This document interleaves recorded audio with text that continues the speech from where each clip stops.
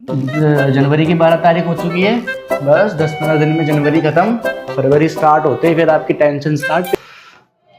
तो जय हिंद, जय मानवता बच्चों। आज की वीडियो होने वाली है बहुत ज्यादा इंपॉर्टेंट। क्यों? क्योंकि आज की वीडियो में हम करने वाले हैं क्लास 9 का एक और बेहतरीन चैप्टर जिसका नाम है population. Same as the series, जैसे कि हम कर रहे हैं जितने भी चैप्टर हैं उसके टॉप 10 क्वेश्चन लगा रहे हैं, तो इस चैप्टर के भी टॉप 10 क्वेश्चन जो है मैं आपको करवाऊंगा। तो बने रहें। स्टार्ट करते हैं अपने फर्स्ट क्वेश्चन से। देखिए फर्स्ट क्वेश्चन क्या कह रहा है। फर्स्ट क्वेश्चन कह रहा है what is population, why population is an important resource. भैया जनसंख्या क्या होती है और किसी भी एक एरिया के अंदर जनसंख्या जो है वो क्यों इंपॉर्टेंट होती है। तो देखो किसी भी एक एरिया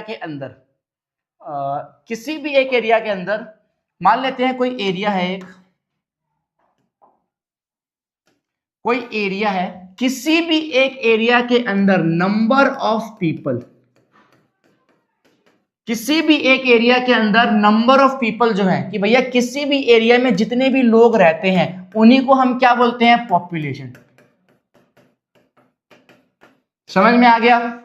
हिंदी में कैसे लिखोगे? किसी भी एक क्षेत्र में रहने वाले लोगों की जनसंख्या ही क्या कहलाती है बेटा, पॉपुलेशन कहलाती है। बात समझ में आई? सेकंड जो क्वेश्चन कह रहा है कि भैया पीपल्स जो है, पॉपुलेशन जो है, लोग जो है, उनको इंपॉर्टेंट रिसोर्स क्यों बोला गया है? क्योंकि बेटा किसी भी एक एरिया की इकोनॉमिकल डेवलपमेंट हो, सोशल डेवलपमेंट हो, ग्रोथ हो, नेचुरल रिसोर्स का इस्तेमाल करना हो, फैसिलिटीज बनाना हो, ये सब कौन करते हैं? ह्यूमंस करते हैं, लोग करते हैं। तो अगर लोग ही नहीं रहेंगे तो क्या किसी भी एरिया की डेवलपमेंट हो पाएगी? नहीं। इसलिए ह्यूमंस जो है वो इंपॉर्टेंट फैक्टर है डेवलपमेंट के। इसलिए हम उनको क्या बोलते हैं?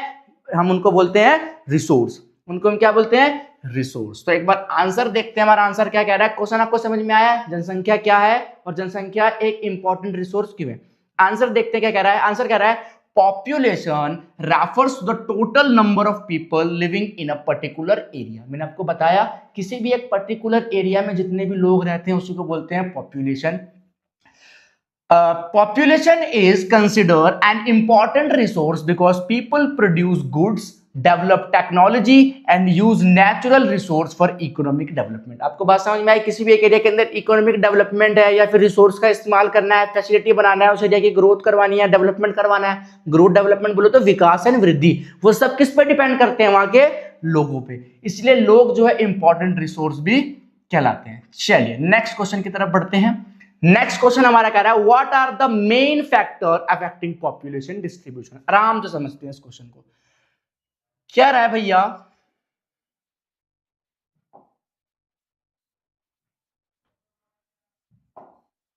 चलिए देखिए कह रहा है कोई जगह है मान लेते हैं ए, कोई जगह है मान लेते हैं बी। कह रहा भैया जगह बी पे ना पॉपुलेशन ज्यादा है, बोले तो जनसंख्या ज्यादा है। यहां पर पॉपुलेशन, यहां पॉपुलेशन क्या है, कम। इसका रीजन क्या है भैया?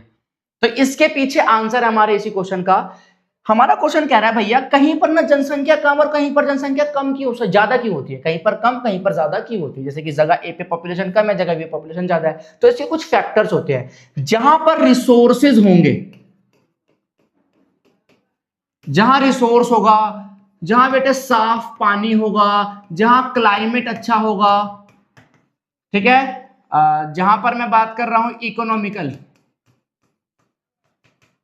इकोनॉमिकल, सोशल, पॉलिटिकल, ये तीनों फैक्टर अच्छे होंगे। देखो रिसोर्स मतलब खनिज, जिस इलाके के अंदर खनिज होगा, आपको पता है खनिज हमारी लाइफ को बहुत ज्यादा क्या करते हैं बेटा, इजी करते हैं। तो इसलिए जिस इलाके में खनिज होगा वहां इंसान रहेगा, जिस इलाके में पानी होगा वहां इंसान रहेगा, जहां की जलवायु अच्छी होगी वहां इंसान रहेगा। एग्जाम्पल डेजर्ट में हम क्यों नहीं रहते बेटा, बहुत गर्मी है। हम नॉर्थ पोल साउथ पोल पे क्यों नहीं रहते, बहुत ज्यादा सर्दी है। तो वहां का क्लाइमेट, वहां की जलवायु हमारे लिए बेटे अनुकूलित नहीं है, तो इसलिए हम लोग वहां पर नहीं रहते। भैया हम इंडिया में क्यों रहते हैं, हम दिल्ली में क्यों रहते हैं? क्लाइमेट अच्छा है, ठंडा भी है, गर्म भी है, मीडियम भी है। तो बेटा क्लाइमेट भी बहुत इंपॉर्टेंट रोल जो है वो प्ले करता है। अगला है इकोनॉमिकल फैक्टर। इकोनॉमिकल फैक्टर का मतलब होता है जैसे बहुत सारे यूपी बिहार के जो लोग होते हैं वो दिल्ली मुंबई इन शहरों में आके रहते हैं। भैया क्यों? क्योंकि इन शहरों में जब बेटा वो आके रहते हैं ना, तो वहां पर वो क्यों आ रहे हैं, पैसा कमाने के लिए। क्योंकि पैसा जिंदगी को आसान बनाती है। अगर आप पे पैसा है तो जिंदगी जीना आपके लिए आसान हो जाएगा। तो बेटा जहां पर भी इंसान पैसा कमा पाए, अब पैसा कैसे कमा पाएगा? जहां पर भैया जॉब अपॉर्चुनिटी हो, जहां एम्प्लॉयमेंट हो, रोजगार हो, वहां पर जहां पर इंडस्ट्री हो, वहां पर इंसान ज्यादा आके रहना पसंद करेगा। तो इकोनॉमिकल फैक्टर भी इंपॉर्टेंट है। जहां पर इकोनॉमिकल फैक्टर अच्छा है, जहां पर इंसान पैसा कमा पाएगा, जिस भी क्षेत्र में वहां इंसान रहेगा। अगला सोशल फैक्टर, जहां पर उसके समाज के लोग होंगे। जैसे सिंपल सा फैक्टर है, दो गली है मान लेते हैं, आपको घर लेना है, आपको मैंने बोला सॉरी मैंने आपको बोला कि बेटा गली ए जो है इसमें प्योर बस मुस्लिम लोग हैं, गली बी में प्योर बस हिंदू लोग हैं, और इसमें हिंदू का एक टेंपल भी है, इसमें मुस्लिम का एक टेंपल भी है इस गली में, और आप क्या हो? आप मुस्लिम हो। आप क्या हो? आप मुस्लिम हो। तो शायद मेनली जो लोग होंगे वो किसको चुनेंगे? गली ए को। भले ही आप किसी को जानते नहीं होंगे, आपके समाज के लोग कहाँ हैं? यहाँ पर। अगर मैं किसी हिंदू को बोलता तो मे भी वो बी ही बोलता। ठीक है, जैसे आपने देखा होगा जब हिंदू के टेंपल होते हैं, आप राम मंदिर जाओ, अगल बगल आपको पॉपुलेशन हिंदू को देखने को मिलेगी, क्योंकि वो हिंदुओं का धार्मिक स्थल है। आप मक्का मदीना जाओ, वहां पर आपको मुस्लिम लोगों की आबादी ज्यादा देखने को मिलेगी, क्योंकि वो मुस्लिमों का धार्मिक क्या है? स्थल। तो इसी को हम बोलते हैं बेटा सोशल फैक्टर। ठीक है, थर्ड आता है पॉलिटिकल फैक्टर। पॉलिटिकल फैक्टर का मतलब बेटा किसी भी एक इलाके के अंदर अगर वहां की पॉलिटिक्स, वहां के नेता, वहां के एमएलए एमपी जो भी हैं, अगर वो अच्छी नीति बनाते हैं, अच्छी पॉलिसी बनाते हैं, लोग वहां खुश है तो लोग वहां रहेंगे, अगर ना खुश है तो लोग वहां से छोड़ के चले जाएंगे। जैसे इंडिया से कुछ दिनों में बहुत सारे लोग छोड़ के अब्रॉड चले गए, दूसरी कंट्री में चले गए, क्योंकि वो इंडिया की पॉलिटिकल पॉलिसी से खुश नहीं थे। तो ये सारे फैक्टर पढ़े हमने कि भैया क्यों किसी भी एक एरिया के अंदर पॉपुलेशन ज्यादा होती है और दूसरे इलाके के अंदर पॉपुलेशन कम। जहां पर ये सारे फैक्टर होंगे वहां पॉपुलेशन ज्यादा होगा, जहां पर इनमें से कुछ भी कम होगा वहां पर पॉपुलेशन हमें कम देखने को मिलेगी। आई बात समझ? चलिए एक बार आंसर की तरफ बढ़ते हैं। आंसर क्या कह रहा है? वही क्लाइमेट का अच्छा होना, पानी होना, अच्छी मिट्टी का होना, क्योंकि बेसिकली जो लोग हैं बेटे वर्ल्ड के अंदर वो किस पे बेस्ड हैं? वो बेस्ड है बेटा एग्रीकल्चर पे। तो जहां की जमीन अच्छी होगी वहां पर इंसान ज्यादा रहेगा। मिनरल्स पे मैंने आपको बताया, social economical and political factor. तो क्वेश्चन समझ में आया कि क्यों कहीं पर ज्यादा लोग रहते हैं, कौन से वो फैक्टर है जिसकी वजह से लोग कहीं पर ज्यादा और कहीं पर कम हमें देखने को मिलते हैं। चलिए नेक्स्ट क्वेश्चन की तरफ बढ़ते हैं। नेक्स्ट क्वेश्चन हमारा कह रहा है बेटा व्हाट इज पॉपुलेशन डेंसिटी। तो इसको चलो इसी पे समझते हैं।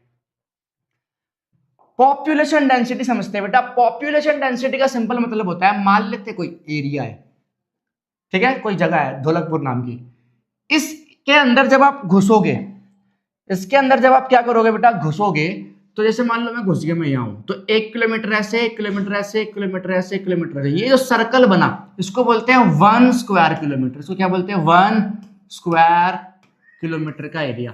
तो किसी भी एक इलाके के अंदर 1 स्क्वायर किलोमीटर के अंदर number of people, number of बेटा पीपल, नंबर ऑफ पीपल क्या कहलाते हैं? डेंसिटी, जनसंख्या घनत्व। कि किसी भी एक इलाके के अंदर, बहुत बड़ा इलाका है, मैं बस 1 स्क्वायर किलोमीटर अंदर आया तो 1 स्क्वायर किलोमीटर में कितने लोग रहते हैं उसको हम क्या बोलते हैं? Population density. आ रही है बात समझ? जनसंख्या घनत्व। इसका एक फॉर्मूला भी होता है जो कि है आपका ये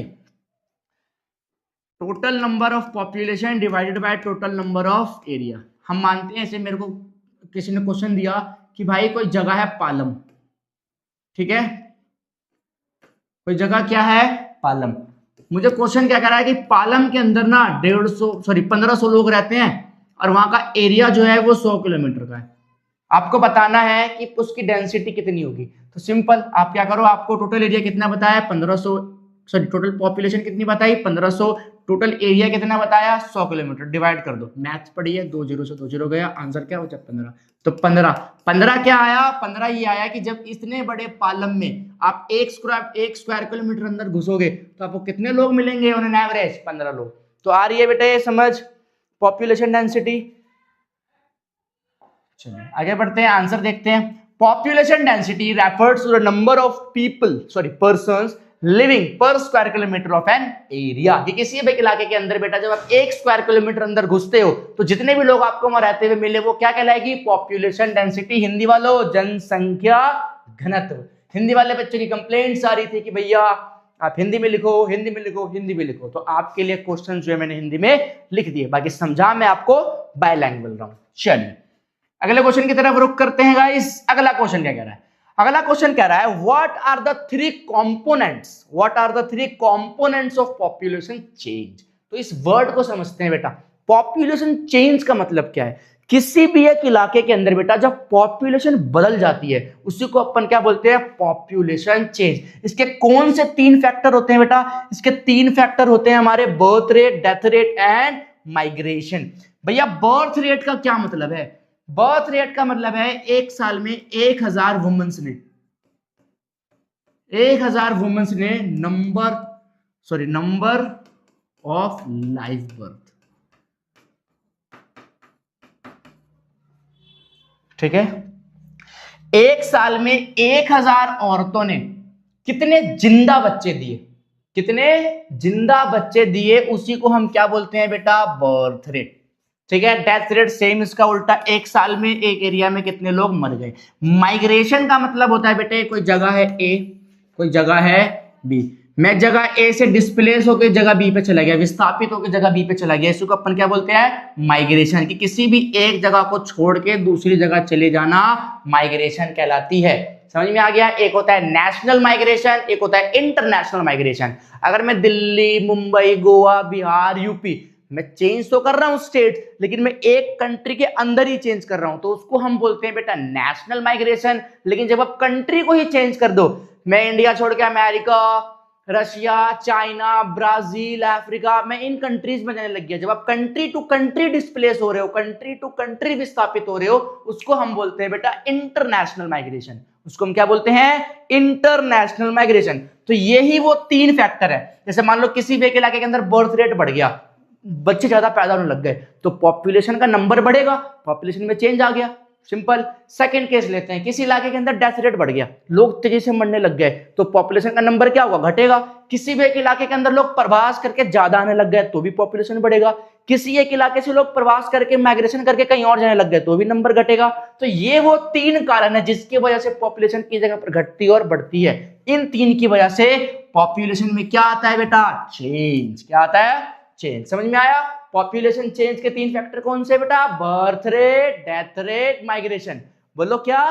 birth rate, death rate, migration. चलिए नेक्स्ट क्वेश्चन की तरफ बढ़ते हैं। समझ में आ रहा है? पढ़ लो अच्छे से पढ़ लो गाइस, घर वाले खुश हो जाएंगे। जनवरी की 12 तारीख हो चुकी है, बस 10-15 दिन में जनवरी खत्म, फरवरी स्टार्ट होते ही फिर आपकी टेंशन स्टार्ट, पेपर होगी। चलिए बेटा, बर्थ रेट डेथ रेट पढ़ी थी, सिम्स का क्वेश्चन आ गया कि भैया बर्थ रेट डेथ रेट में जन्म दर और मृत्यु दर में अंतर तो बता दो, डिस्टिंग्विश तो कर दो। डिस्टिंग्विश वर्ड का मतलब होता है अंतर, वर्सेस। ठीक है, चलिए तो बेटा बहुत सिंपल है। देखो बर्थ रेट मैंने आपको पढ़ाई दिया, बर्थ रेट का मतलब होता है एक साल में 1000 औरतों ने कितने जिंदा बच्चे दिए, बर्थ रेट। एक साल में कितने लोग मर गए, वो क्या आपका डेथ रेट। आंसर पढ़ते हैं, आंसर क्या बोल रहा है? आंसर कह रहा है birth rate is the number of live birth पर 1000 पीपल्स इन अ ईयर। 1000 लोगों पे कितने बच्चे पैदा हुए उसको बोलते हैं बेटा birth rate. While death rate is the number of death पर 1000 people in a year. Same, 1000 लोगों पे कितने बच्चे पैदा हुए, बर्थ रेट। 1000 लोगों पे कितने लोग मर गए, डेथ रेट। आई बात समझ? जन्म दर एंड मृत्यु दर।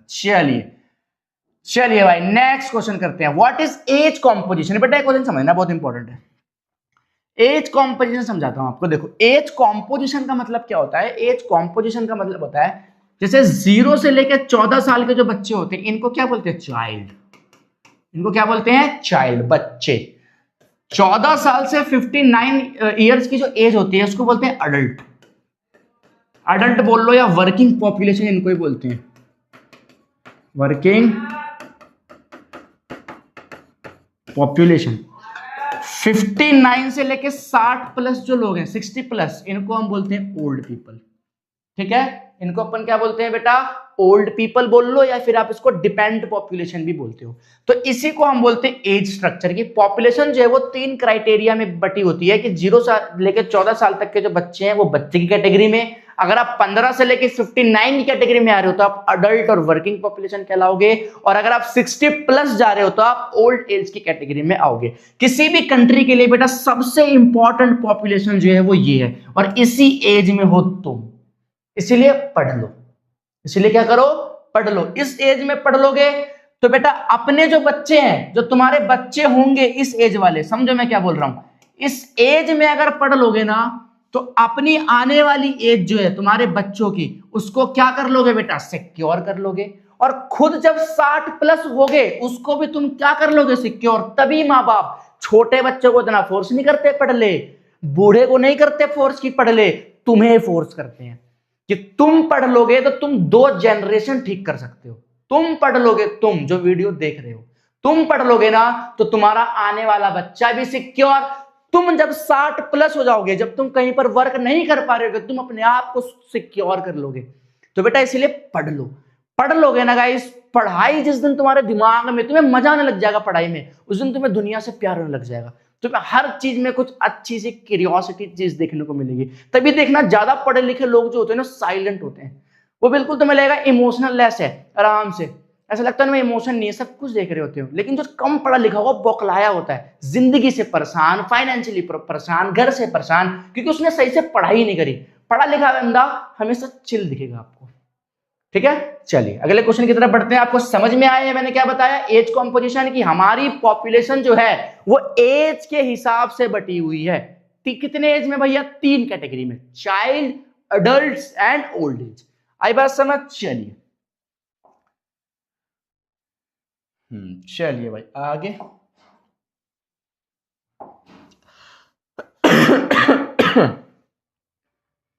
चलिए, व्हाट इज सेक्स रेशो भैया, बहुत ही ज्यादा, लिंग अनुपात, सेक्स रेशो, लिंग अनुपात, बहुत ही ज्यादा आसान क्वेश्चन है। लिंग अनुपात का मतलब होता है बेटे कि किसी भी एक एरिया के अंदर, किसी भी एक एरिया के अंदर भैया, 1 मिनट, रेड कलर भैया, किसी भी एक एरिया के अंदर अगर 1000 लड़के हैं, मेल्स हैं, तो उनके लिए नंबर ऑफ फीमेल कितनी है। किसी भी एक इलाके के अंदर बेटा अगर 1000 लड़के हैं, मर्द हैं, तो उन 1000 मर्दों के लिए कितनी लड़कियां उस एरिया के अंदर है। इंडिया में सबसे बेकार सेक्स रेशो किस स्टेट का है, आप मुझे कमेंट सेक्शन में बताओ। ठीक है, रिसर्च करो और मुझे बताओ, मैं देखता हूं किस बच्चे का बिल्कुल करेक्ट जो है वो कमेंट आता है, उसको पर्सनली फिर मैं मैसेज करूंगा। क्वेश्चन समझ में आया कि किस एरिया का, हमारे इंडिया के कौन से स्टेट का सेक्स रेशो सबसे ज्यादा बेकार है। सेक्स रेशो आपको समझ में आया, किसी भी एक इलाके के अंदर बेटा अगर 1000 मर्द रहते हैं तो उनके कंपैरिजन में उनके लिए कितनी औरतें वहां पर है। The ratio between males and female, sorry, the ratio between per 1000 male and female is called sex ratio।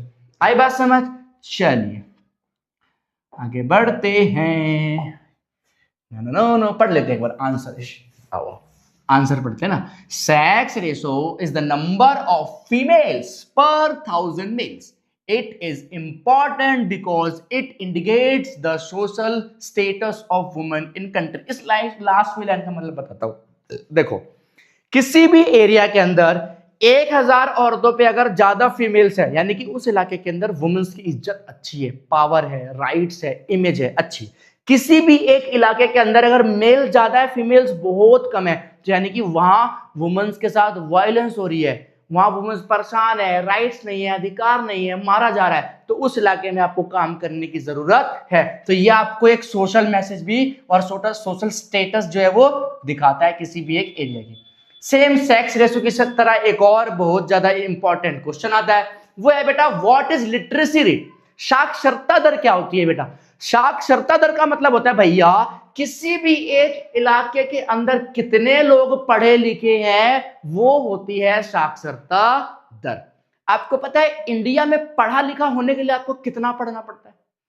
आपको पता है इंडिया में अगर आपको पढ़ा लिखा कहलाना तो आपको कितनी पढ़ाई आनी चाहिए, कौन सी वो डिग्री है जो आपके पास होनी चाहिए। तो बहुत सिंपल सी डिग्री आपके पास होनी चाहिए बेटा, क्या, आपको थोड़ी सी इंग्लिश पढ़ना, थोड़ी सी हिंदी पढ़ना, अपना नाम लिखना, अपना सिग्नेचर करना अगर आपको आता है तो आप किस कैटेगरी में हो, आप पढ़े लिखे की कैटेगरी में। उसके बावजूद भी लोग अनपढ़ की कैटेगरी में। तुम सोचो तो इंडिया में जिसको अनपढ़ बोला जा रहा है, जिसको इलिटरेट की कैटेगरी में डाला जा रहा होगा, वो कैसा बंदा होगा जिसको अपना नाम लिखना तक नहीं आ रहा, जिसको बेसिक इंग्लिश की मात्रा आ ई ऊ छोटी मात्रा ABCD का भी ज्ञान नहीं है, उस बंदे को हम क्या बोलते हैं बेटा? इलिटरेट। तो एक बार क्वेश्चन पढ़ते हैं। Literacy rate is the percentage of people age 7 years and above who can read and right.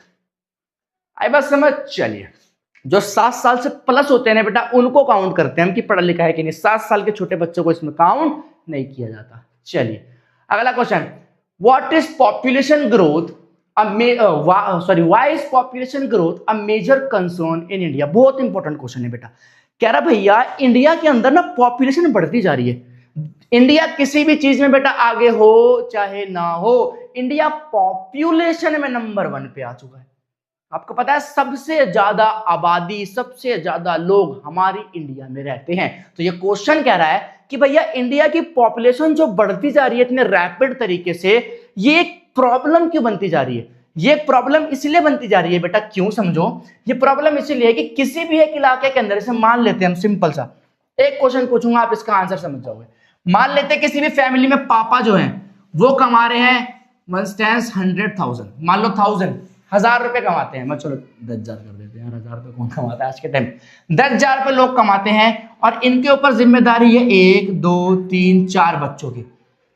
पैसा सेम ही है, एक बच्चा और पैदा हो गया, एक बच्चा और पैदा हो गया, एक और हो गया, एक और हो गया। अब क्या भैया क्रिकेट टीम बनाओगे? कोई नहीं, एक और कर देते हैं।